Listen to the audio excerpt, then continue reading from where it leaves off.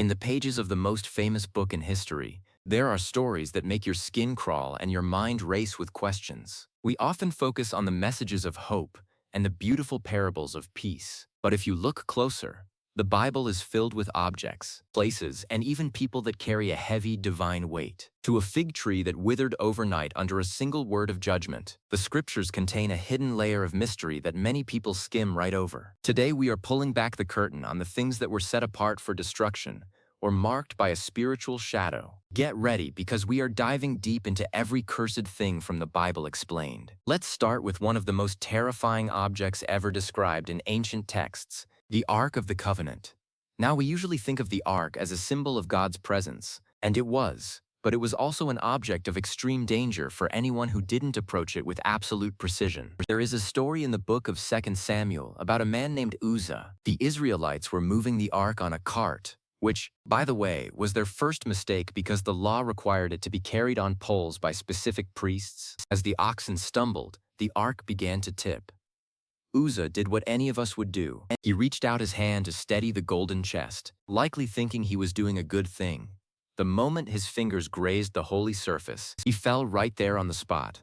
It wasn't because he had bad intentions. It was because the Ark was a concentrated zone of holiness that could not be touched by anything common. It was essentially a spiritual high-voltage line. When people treat the divine as ordinary, the results are often swift and final. This is why the high priest had to wear bells and have a rope tied to his ankle when he entered the Holy of Holies. If he stopped moving, or if he wasn't spiritually prepared, no one could go in to get him without suffering the same fate. Speaking of things that carry a heavy spiritual weight, let's talk about the city of Jericho. Most of us know the story of the walls coming down after the Israelites marched around them for 7 days. But what happened after the walls fell is where the real mystery begins. Joshua issued a very specific decree. He declared that the city and everything in it was set apart for destruction. In the Hebrew language, this is the concept of herem, or things under the ban. Joshua actually placed a specific curse on the very ground of the city. He said that whoever tried to rebuild the foundations of Jericho would do so at the cost of their firstborn child and their youngest child. For hundreds of years, the city lay in ruins. But then, in the book of 1 Kings, a man named Hiel from Bethel decided to rebuild it, just as Joshua had spoken centuries earlier. The construction cost him the lives of his sons. The Bible presents this as a chilling reminder that spiritual decrees don't just expire because time has passed. The land itself held a memory of the judgment placed upon it. This leads us to a man named Achan, who learned about the dangers of under-the-ban objects the hard way. During the fall of Jericho, everyone was told not to take any of the loot for themselves. It was all dedicated to the treasury of the Lord. But Achan saw a beautiful robe from Babylon, some silver, and a bar of gold, and he couldn't resist. He took them and buried them under his tent. Because he brought a cursed thing into his home, the entire nation of Israel lost their next battle against a much smaller city. The text suggests that the presence of that stolen, forbidden cargo acted like a spiritual poison, draining the strength of the community. When Achan was finally caught, it wasn't just him who suffered. Everything he owned, including his livestock and his tent, had to be removed from the camp to clear the spiritual air. It serves as a narrative warning that what you bring into your private space can have massive public consequences. Now let's move to a very strange and often overlooked story in the New Testament: the cursed fig tree. Jesus and his disciples were walking toward Jerusalem, and Jesus was hungry. He saw a fig tree in full leaf and went to see if it had any fruit. Even though it wasn't the season for figs, the presence of leaves usually indicated that there should be some early fruit buds. When he found nothing but leaves, Jesus spoke to the tree and said, "May no one ever eat fruit from you again." The next morning, the disciples were shocked to see the tree withered from the roots up. This wasn't just a moment of anger from the Son of God. It was a living parable. The tree represented the religious establishment of the time, which looked healthy and leafy on the outside but produced no spiritual fruit on the inside. The curse on the tree was a physical manifestation of the spiritual judgment coming to a system that had failed its purpose. It is one of the few times we see Jesus use his power to cause something to wither rather than to heal, making it stand out as a significant warning.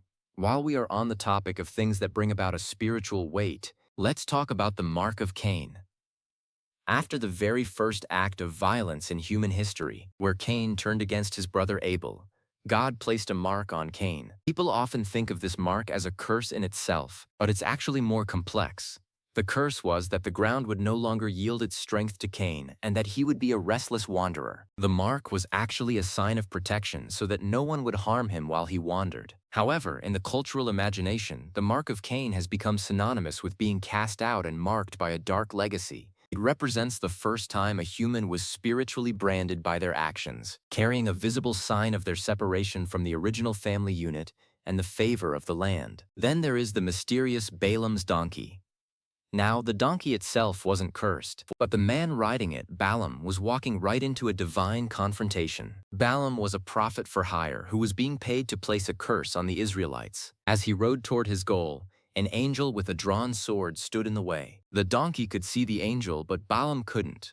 After Balaam beat the poor animal 3 times for stopping, the donkey was miraculously given the ability to speak to rebuke him. This story is fascinating because it shows that even the intentions of a person can be cursed or blocked by divine intervention. Balaam wanted to speak words of harm for money, but God literally turned his tongue around so that every time he tried to utter a curse, only a blessing came out. It's a powerful reminder that in the biblical worldview, humans don't have the final word on who is blessed or cursed. That authority belongs to the Creator alone. Let's talk about a place that has become the ultimate symbol of a cursed existence: Gehenna. In the modern world, we often translate this as a specific fiery afterlife, but Gehenna was a real place. It was the Valley of Hinnom, located just outside the walls of Jerusalem.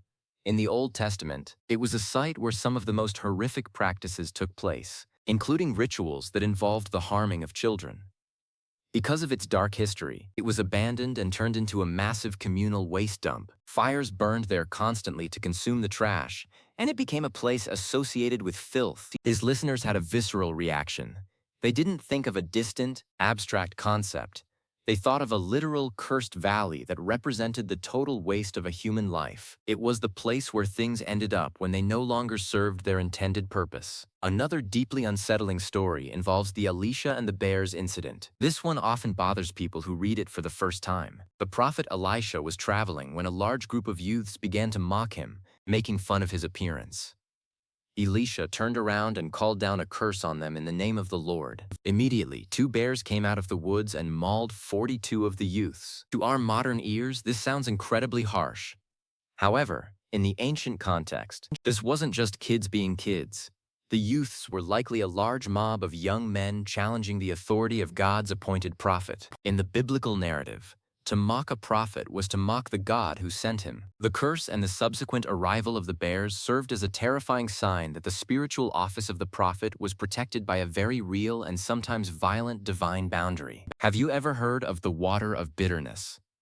This is one of the strangest rituals in the book of Numbers. If a husband suspected his wife of being unfaithful but had no proof, they would go to the priest. The priest would take holy water, mix it with dust from the tabernacle floor, and write a curse on a scroll. He would then wash the ink of the curse into the water and have the woman drink it. The belief was that if she was guilty, the cursed water would cause physical suffering and infertility. If she was innocent, nothing would happen. It sounds like something out of a fantasy novel, but it shows how the ancient world viewed the spiritual and physical realms as being deeply connected. Words written on paper weren't just ink. They were seen as having the power to enter the body and act as a divine lie detector. Let's look at the curse of Jotham. In the book of Judges, a man named Abimelech climbed to power by getting rid of his 70 brothers. Only the youngest, Jotham, escaped. Jotham climbed to the top of a mountain and shouted a parable about trees choosing a king. He ended his speech with a curse, saying that if the people had acted in bad faith, fire should come out from Abimelech and consume the people, and fire should come from the people to consume Abimelech. 3 years later, the curse was fulfilled perfectly through a series of betrayals and a military disaster where a woman dropped a millstone on Abimelech's head. This story highlights a recurring theme. Words of judgment spoken by those who have been wronged often follow the villain until the debt is paid. Then there is the story of Gehazi and the leprosy. Gehazi was the servant of the great prophet Elisha. After Elisha healed a powerful commander named Naaman of leprosy, Elisha refused to take any payment. But Gehazi was greedy. He ran after Naaman and lied to get silver and clothing for himself. When he returned, Elisha asked where he had been. When Gehazi lied again, Elisha told him that the leprosy that had left Naaman would now cling to Gehazi and his descendants forever. In an instant, Gehazi's skin turned white as snow. This is a classic example of a transferred curse. The ailment that was removed from a man of faith was placed onto a man of greed because he tried to profit from the grace of God. We also have the curse of the law mentioned in the New Testament. In the book of Galatians, the Apostle Paul talks about how everyone who relies on the works of the law is under a curse. This sounds depressing, but he's making a theological point. The law was a perfect standard that no human could fully keep. Therefore, failing even a tiny part of it brought the curse of the law, which was spiritual separation. Paul then explains the core of the Christian message, that Christ became a curse for us by hanging on a tree, thereby breaking the cycle of judgment. It's a profound idea that the primary cursed thing in the New Testament isn't an object or a place, but the weight of human failure that was voluntarily taken on by someone else. Now let's talk about Babylon. Throughout the Bible, from the Tower of Babel in Genesis to the great city in Revelation, Babylon is the ultimate symbol of a cursed system. It represents human pride, the obsession with wealth, and the defiance of the divine. In Revelation, an angel cries out that Babylon the Great is fallen, and describes it as a haunt for every unclean spirit, and a cage for every unclean bird. The city is portrayed as a place that looks physically stunning and powerful, but is spiritually hollow and marked for total removal. The curse of Babylon is its inevitable collapse because it is built on the sand of human ego, rather than the rock of spiritual truth. There is also the curse on the serpent in the Garden of Eden. This is the first curse mentioned in the Bible. The serpent was told that it would crawl on its belly and eat dust all the days of its life. While we think of this as a biological explanation for why snakes don't have legs, in an ancient sense it was a symbolic demotion. To eat dust was a phrase used to describe total defeat and humiliation. The serpent, which had tried to exalt itself by deceiving humanity, was brought down to the lowest possible position. This curse also set up the proto-evangelium, the first promise that a descendant of the woman would eventually crush the serpent's head, ending the cycle of deception. Let's move to a very spooky object, the teraphim or household idols. These show up several times, most famously when Rachel steals them from her father Laban. Laban is so desperate to get them back that he chases Jacob's entire family for days. Later in the book of Judges, a man named Micah sets up a shrine with these idols, leading to spiritual chaos in his region. The Bible consistently portrays these objects as cursed, not because they have power in themselves, but because they draw the heart away from the true source of life. They are spiritual traps that bring confusion and ruin to the families that harbor them. Another terrifying moment is the handwriting on the wall. King Belshazzar of Babylon was having a massive, decadent banquet using the gold vessels stolen from the temple in Jerusalem. As they were drinking and praising their idols, a detached human hand appeared and began writing on the plaster of the wall. The words were Mene, Mene, Tekel, Parsin. The prophet Daniel was the only one who could interpret it. He told the king that he had been weighed in the scales and found wanting, and that his kingdom was being taken away. That very night, the city was invaded and the king was gone. The vessels themselves weren't cursed, but using holy things for a profane, arrogant purpose triggered an immediate divine judgment. It's a lesson in the weight of sacred objects and the danger of treating them with contempt. Have you ever considered the curse of Meroz? It's a tiny, obscure verse in the Song of Deborah in Judges chapter 5. The angel of the Lord says, "Curse Meroz, curse its inhabitants bitterly, because they did not come to help the Lord." This is a unique type of curse. Usually people are judged for doing something bad. Meroz was cursed for doing nothing. When a great battle for freedom was happening, they stayed home and played it safe. This curse of apathy is a recurring warning in Scripture, that failing to act when you have the opportunity and the duty is just as serious as committing a direct wrong. Then there are the boils and blains of Egypt.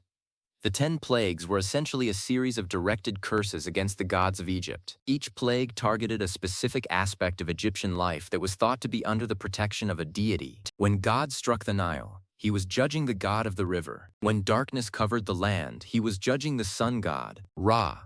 The blains or skin sores were a particularly personal judgment. The Bible describes these as coming from soot that Moses tossed into the air, which then became a fine dust that caused suffering across the land. It was a physical marking of the people who had refused to let the Israelites go, signifying that their very bodies were now bearing the weight of their ruler's stubbornness. Let's look at a place that carries a heavy mystery: Mount Ebal. In the book of Deuteronomy, Moses gives a very specific command. Once the people enter the promised land, they are to stand on two different mountains. Half the tribes would stand on Mount Gerizim and shout the blessings of the law, and the other half would stand on Mount Ebal and shout the curses. It was a massive surround sound experience of the consequences of their choices. Mount Ebal was the mountain of the curse. Interestingly, it was on Mount Ebal that an altar was built. The idea was that even in the place of the curse, there was a way to make a sacrifice and find a path back to favor. The geography itself became a teaching tool for the spiritual life. What about the cursed fig tree again, but from a different angle? Some people find it strange that Jesus cursed a tree for not having fruit when it wasn't the season, but historians point out that fig trees in that region produce tachsh, small edible buds, before the actual figs appear. If a tree has leaves but no tachsh, it's a sign that it's diseased or barren and will never produce a crop. The curse was just uncovering the reality that the tree was already useless. It speaks to the idea that judgment often isn't an arbitrary punishment, but simply the final result of something that has already gone wrong on the inside. Let's talk about the idol of Dagon. When the Philistines captured the Ark of the Covenant, they thought they had won a great victory. They put the Ark in the temple of their god, Dagon, as a trophy. The next morning, they found the statue of Dagon face down on the floor in front of the ark. They put it back up, but the next day it was down again, and this time its head and hands were broken off. Furthermore, the people of the city began to suffer from a plague of tumors. They quickly realized that you can't trap the presence of God or treat it like a souvenir without bringing a heavy weight upon yourself. The curse followed the ark from city to city until the Philistines finally got the hint and sent it back on a cart pulled by cows, accompanied by gold offerings to try and make amends. Another cursed figure is Jezebel. Her name has become a shortcut for a specific type of malicious influence. Throughout the books of Kings, she is the one who leads the nation into the worship of Baal and tries to eliminate the prophets of God. The prophet Elijah issued a specific curse on her, saying that the dogs would eat her body by the walls of Jezreel. Years later, when Jehu came to take the throne, she was thrown from a window, and the prophecy was fulfilled to the letter.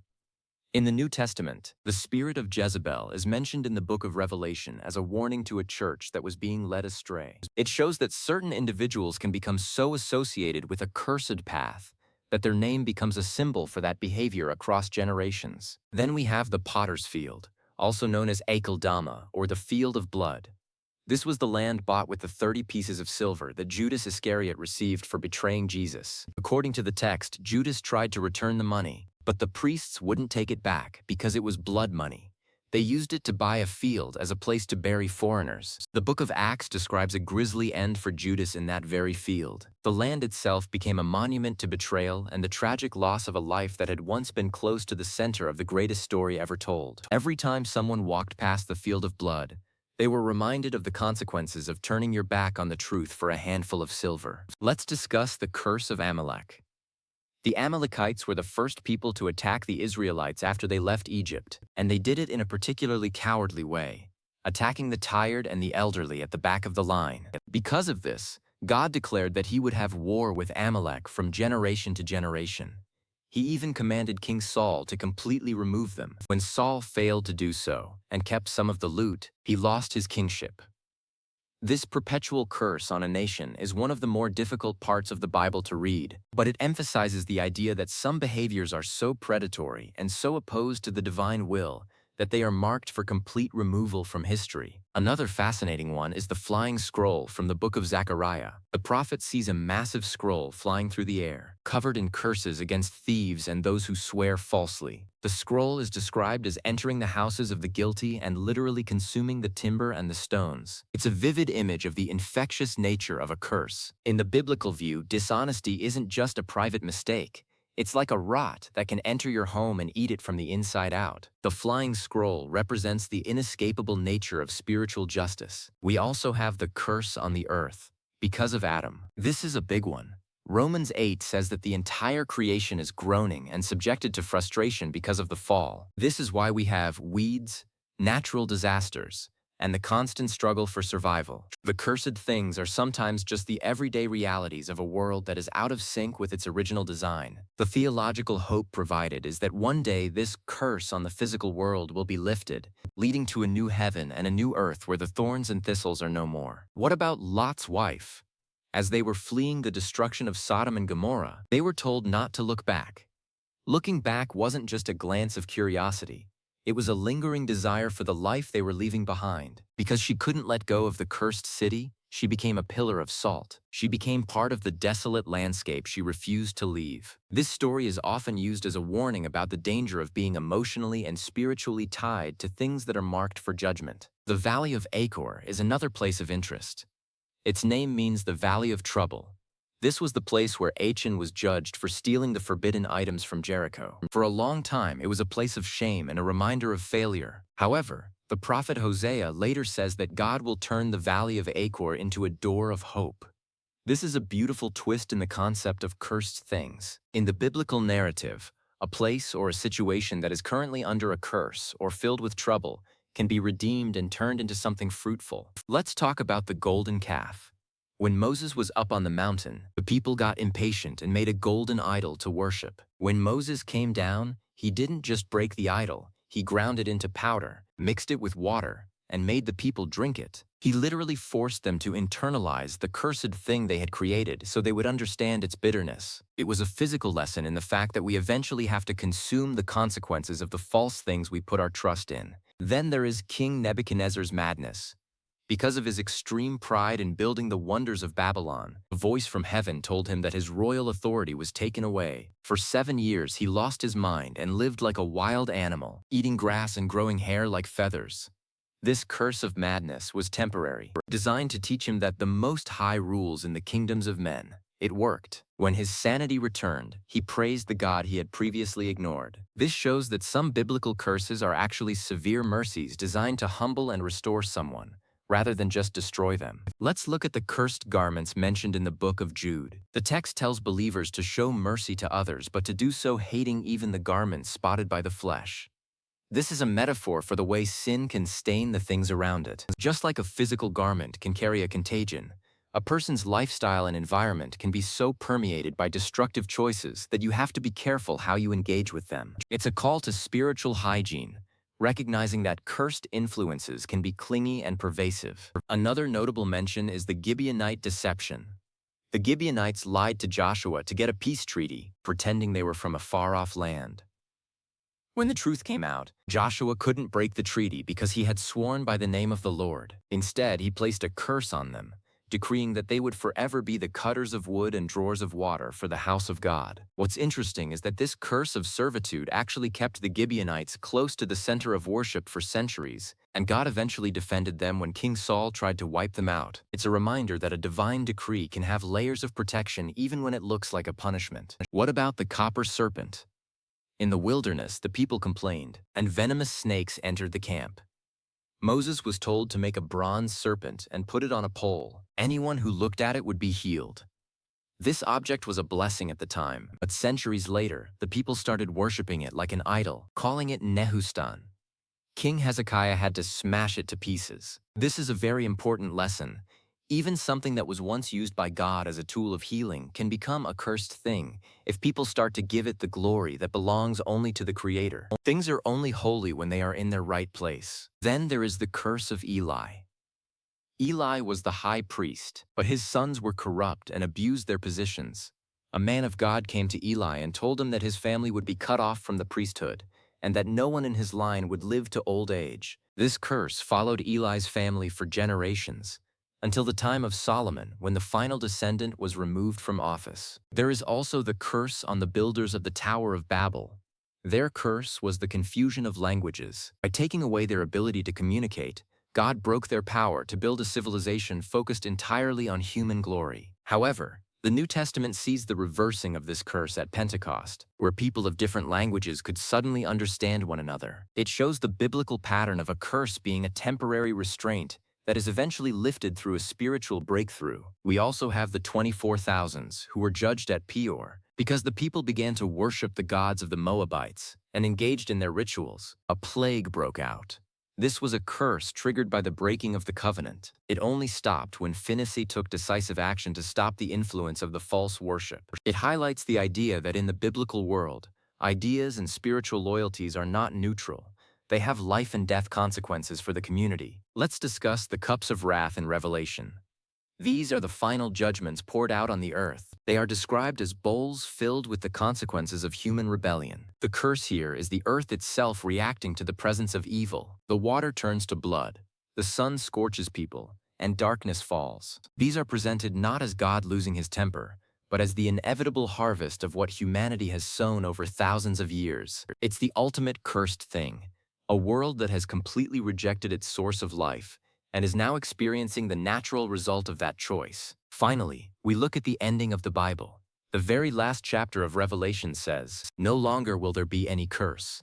This is the ultimate goal of the entire biblical narrative. It starts with a curse in a garden and ends with the removal of all curses in a city. Everything we have talked about, the dangerous objects, the marked places, the judgments on people, are all part of a middle story of a world that is being repaired. The promise is that one day the spiritual high voltage of God's presence will be perfectly compatible with humanity again, and there will be no more need for warning signs or forbidden zones. Understanding these cursed things helps us see the Bible not just as a collection of nice sayings, but as a map of a very real and sometimes dangerous spiritual landscape. It teaches us about the weight of our choices, the importance of respect for the holy, and the hope that even the darkest shadows can eventually be chased away by the light. When we respect the boundaries set in these ancient stories, we gain a deeper appreciation for the beauty of the grace that eventually overcomes them all. Thank you for joining us on this deep dive into the mysteries of the Bible. There is always more to learn when you look past the surface